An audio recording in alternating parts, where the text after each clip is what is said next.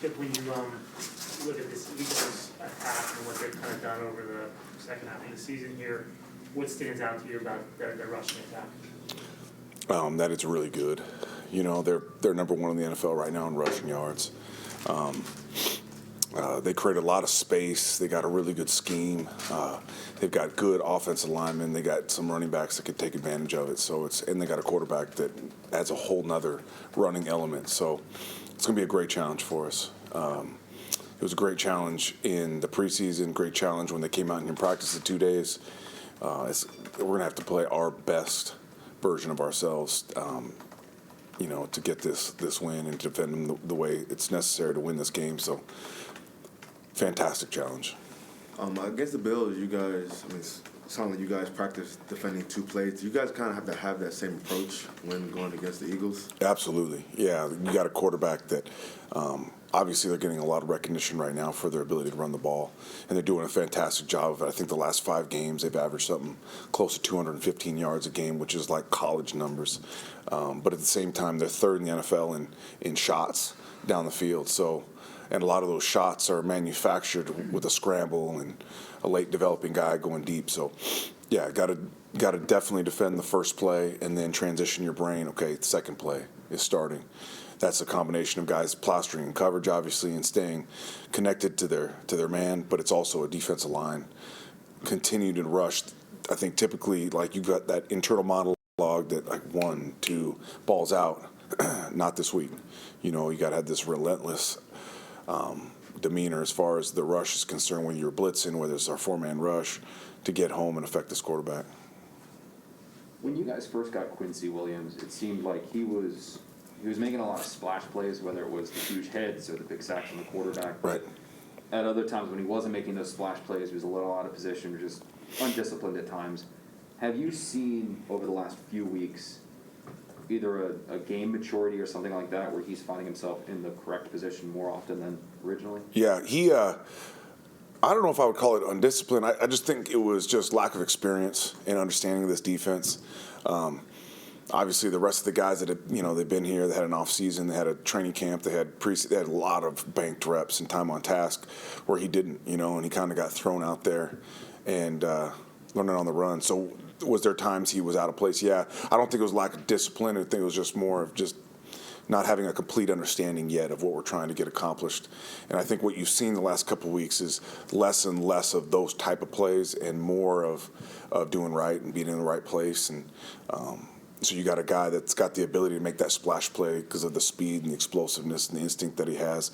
And now he's becoming more reliable and dependable within the confines of the defense. So it's really cool. Here's a guy that, we got off the last waiver wire, the cuts, and a guy that I don't know how the league perceived him. I know that we always had him in high regard.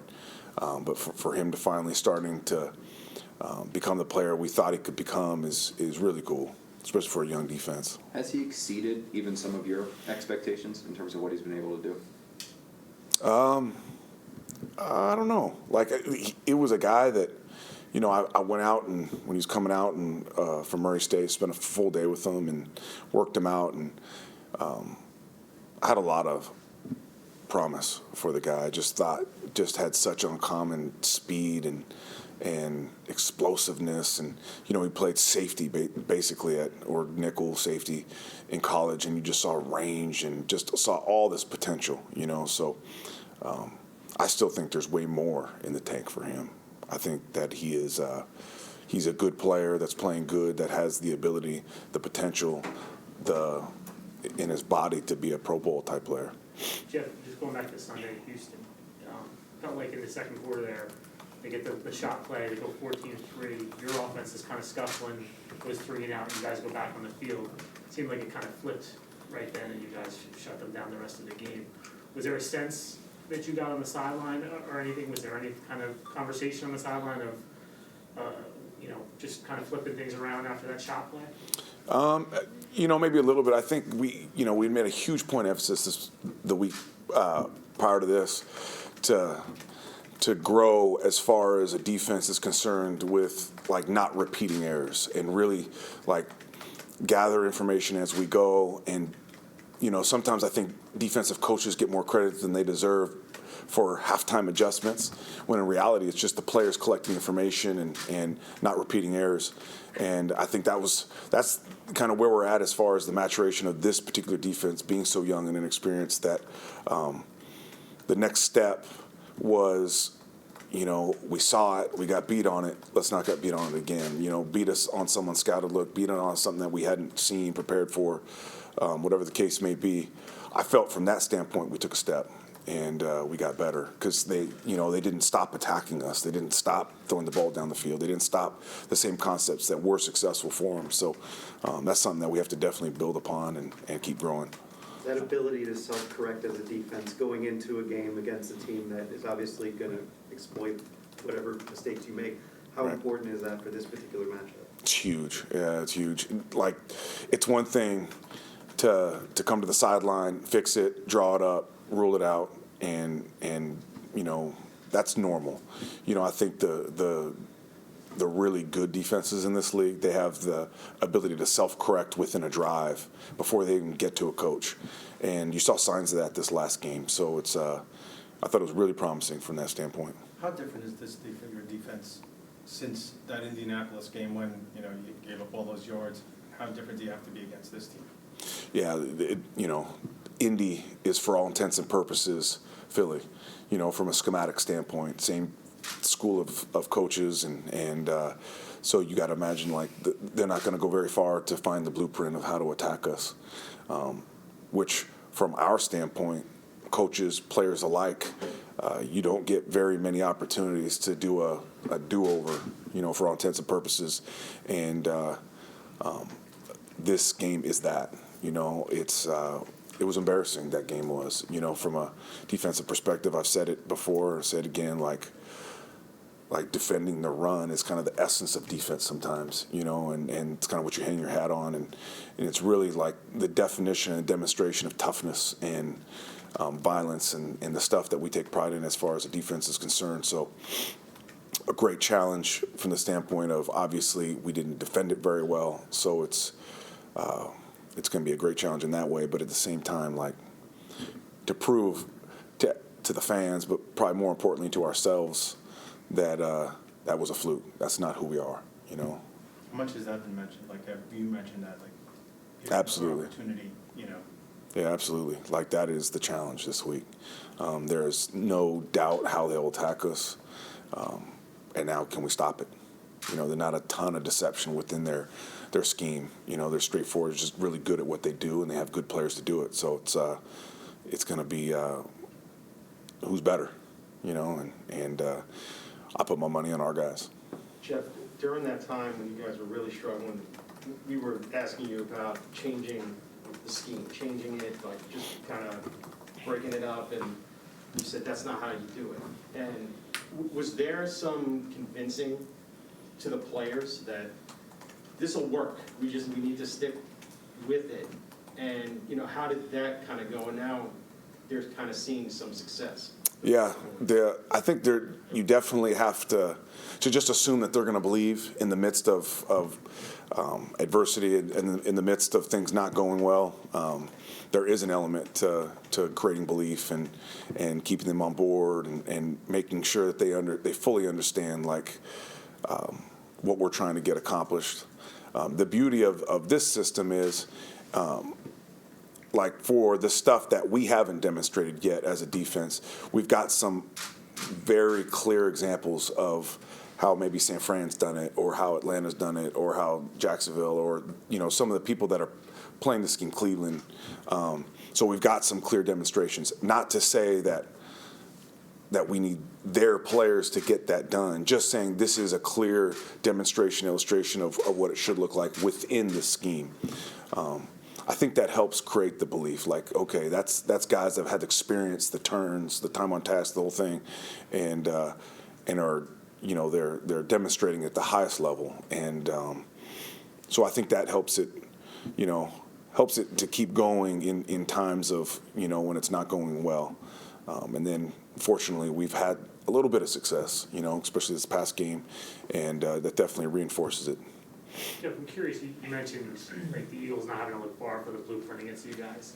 Can you take stuff from what the Giants did against the Eagles? They were pretty successful on Sunday, or is that system just so different that you can't? There's little wrinkles. There's little caveats within what they did that lives in our system. So there's some stuff for sure that we can take from. There's stuff from that everybody that's played them well that we can steal from. But at the same time, we have a very a defined way the way we're going to defend them, and I really look forward to it. I just ever since that Indy game, it just a pit in my stomach, and a pit in our guys' stomach, and collectively, obviously, we know that's not who we are, but we put it on tape. So until we prove otherwise, that is who we are, and so I look forward to these guys getting an opportunity to go out there and really show themselves who they can be. Do you remind them, we brought that game up at all this week? Mm-hmm. Absolutely. Yeah, and just like letting them know, like day one on Wednesday morning, first meeting that we had, it was fellas like this coaching family comes from Indianapolis, so they're sharing game plan ideas, they're sharing what was successful, and then ultimately they're going to go back and watch the tape and see what worked. And we have such like this group is, for all intents and purposes, they are still all in, and we have a great group of guys from that standpoint. Whereas, and I credit that to Coach Solin and to Joe to really putting together the character of a team that can withstand some true adversity as far as football is concerned. So there were about 4 plays where Hurts took the snap and literally just went to left guard and gained 12 yards. Yep. Boom. I mean, every time. Was it a lack of recognition on the Giants' part? Was it just well blocked? Or is that something in their book that just works like that almost every time they call? Yeah, I mean that's the nature of when a quarterback runs the ball. Like, he is the hat that you can't account for. So ultimately, unless you're willing to vacate the middle of the field and take your free safety out of it, the numbers are on their side when the quarterback runs. So it's a little bit of obviously understanding your fits to defend it, but then ultimately it's getting off a block and winning, and that's when it becomes obviously a technique part of it, but it's a man versus a man, and you got to win. It's a great challenge. It's it's the reason it's so successful in college. You don't see it as much in this league because I think people are a little bit more weird to get their quarterbacks hurt, because you're going to get hit when you do it. But it's something they're having a lot of success with, and it's going to be a great challenge. It absolutely is something that keeps me up at night with the quarterback that can run the ball like he does. Whereas a team like Indianapolis will rely a lot on Taylor, maybe a little bit of Hines. Does Philadelphia, having 4 backs in the room that have gotten at least 80 scrimmage yards, I guess depending on how that lineup for them shakes out, does that add a little wrinkle of, I guess, kind of difficulty for you preparing for any of those 4? Yeah, it does. They're promised a fresh guy at almost all times, and then at the same time, each guy has a little bit different style to him. So it definitely changed the way you approach each guy. It's a crazy stat, the fact that they've had so many games of 200+ yards, but haven't had a 100-yard rusher. So it's a true testament to running back by committee, and they're doing a great job doing it. It's going to be a fantastic challenge. Like, I really look forward to Sunday. I really do, because I feel for what they're going through and the adversity they face this year, and what a great opportunity to just go out there and show the NFL world and themselves we're coming. We're struggling. We've struggled, but we're coming, and we're getting better, and we're not the defense that we've been. Just out of curiosity, sorry, as a player, did you ever have a game like that where it drove you crazy? Absolutely. There's too many to probably. Yeah, for all. I remember those games. Not that I had a lot of great games, because I was just a very average player. But yeah, there was for sure those games that haunt you, and I know this game, or the Indy game, I know it's haunted our players. So what a great opportunity to get that taste out their mouth.